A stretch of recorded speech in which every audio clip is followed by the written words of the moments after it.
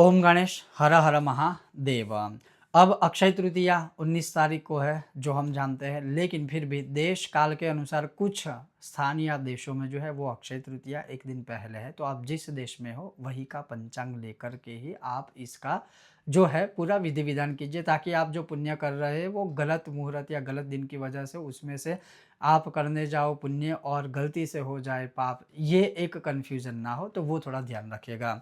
आज हम बात करने वाले हैं कि अक्षय तृतीया पर जो है आप विशेष रूप से लक्ष्मी नारायण की कौन सी साधना करें या लक्ष्मी नारायण को कैसे प्रसन्न करें, क्योंकि इस दिन न केवल लक्ष्मी के लिए लेकिन लक्ष्मी नारायण की साधना में कुछ ऐसे जो महत्वपूर्ण विधान है जिससे आपको सर्वस्व प्राप्त हो सकता है। और आज का हमारा वही विषय और वीडियो रहेगा।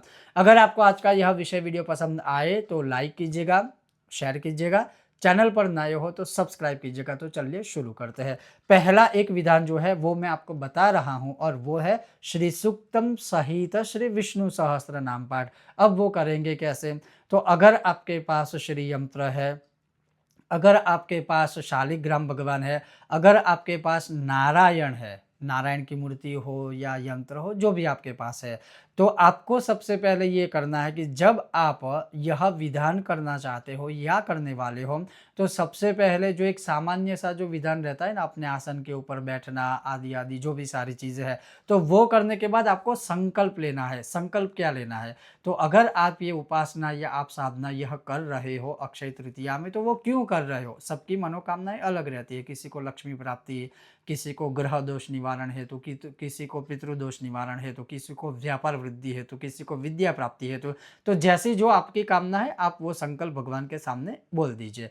वो संकल्प हो गया, उसके पश्चात क्या करना है कि आपको एक गौ माता के घी का दिया प्रज्वलित करना है और संभवतः जब तक आप अनुष्ठान करें संभव है तो आप वो दिया अखंड रखिए, और चाहे तो साथ में आप धूप बत्ती आदि भी कर सकते हो। ये हो गया। उसके पश्चात क्या करना है कि आपके पास जो नारायण या शालिग्राम भगवान है, तो सबसे पहले आप भगवान नारायण के ऊपर अर्थात शालिग्राम शिला या फिर भगवान विष्णु के मूर्ति के ऊपर जो है वह विष्णु सहस्त्र पाठ से आप अभिषेक कीजिए। अभिषेक आप पंचामृत से कीजिए। उसके अलावा अगर मानिए कि आप विष्णु सहस्त्र पाठ से अभिषेक नहीं कर सकते हो, तो आप जो है हजार नामावली है, जो नाम है, उससे आप भगवान के ऊपर सफ़ेद तिल अर्पण कीजिए। जैसे आपने थोड़े सफ़ेद तिल लिए, ओम विष्णवे नमः बोल के आप ऊपर चढ़ा दीजिए। बाद में जो सारे तल है, जो सारे तिल है, पूरा विधान हो जाए उसके पश्चात पवित्र जगह पर विसर्जित कर दीजिएगा। अब ये मैं आपको सांपुटिक विधान बता रहा हूँ। आपने पहले विष्णु सहस्त्र कर लिया। अब क्या करना है कि आपके पास जो श्री यंत्र है उसको एक किसी पात्र में रखिए और उस श्री यंत्र के ऊपर 16 पाठ पढ़ते हुए जो है वह अलग अलग द्रव्यों से आप अभिषेक कीजिए। जैसे एक पाठ से दूध से कीजिए, एक पाठ से दही से कीजिए, एक पाठ से घी से कीजिए, एक पाठ से शहद से कीजिए, एक पाठ से आप मिश्री अर्थात शर्करा युक्त जल से कीजिए, एक पाठ से आप जो है गन्ने के रस से कीजिए, एक पार्ट से है जो वो अंगूर के रस से कीजिए, एक पार्ट है वह अनार के रस से कीजिए, एक पार्ट है जो है मौसम्बी के रस से कीजिए, या जो फल आपको प्राप्त हो उससे कीजिए। तो एक पार्ट से आप इत्तर से कीजिए, एक पार्ट से आप चंदन वाले जल से कीजिए, एक पार्ट से आप कुमकुम वाले जल से कीजिए, एक पार्ट से अन्य कोई द्रव्य, मतलब 16 पाठ करने हैं तो 16 द्रव्यों का आप प्रयोग कीजिए। मान लीजिए कि देश काल के अनुसार सारे द्रव्य शायद हो सकता है कि आपके पास वो मतलब अवेलेबल ना हो, तो आप सिर्फ पंचामृत के 5 द्रव्य लीजिए और उसी से 16 बार श्री सूक्तम पढ़ते हुए श्री यंत्र के ऊपर अभिषेक कीजिए।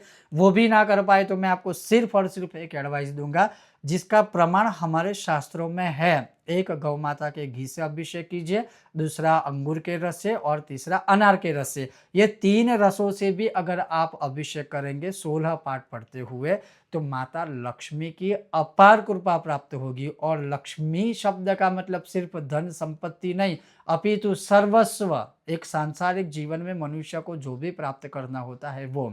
तो ये 16 पाठ से आपने अभिषेक कर लिया। आप इसके बाद पुनः क्या कीजिए, विष्णु सहस्त्र के पाठ से आप अभिषेक चाहे तो अभिषेक कर सकते हो, जैसे शुरुआत में मैंने बोला। आप चाहे तो 1000 नामों से पुनः सफ़ेद तिल अर्पण कर सकते हो। ये एक अर्चन और अभिषेक वाला विधान हुआ।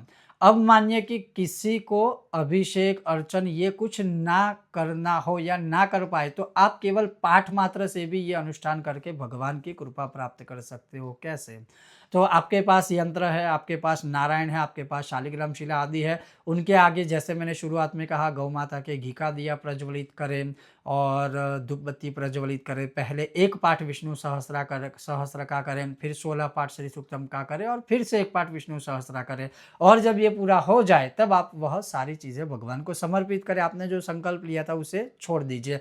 तो ये एक साधना हुई लक्ष्मी नारायण के विषय में।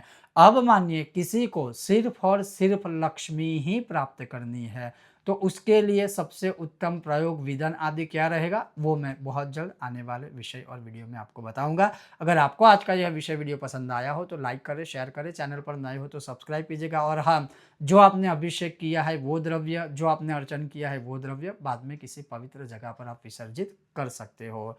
ओम गणेश हर हर महादेव।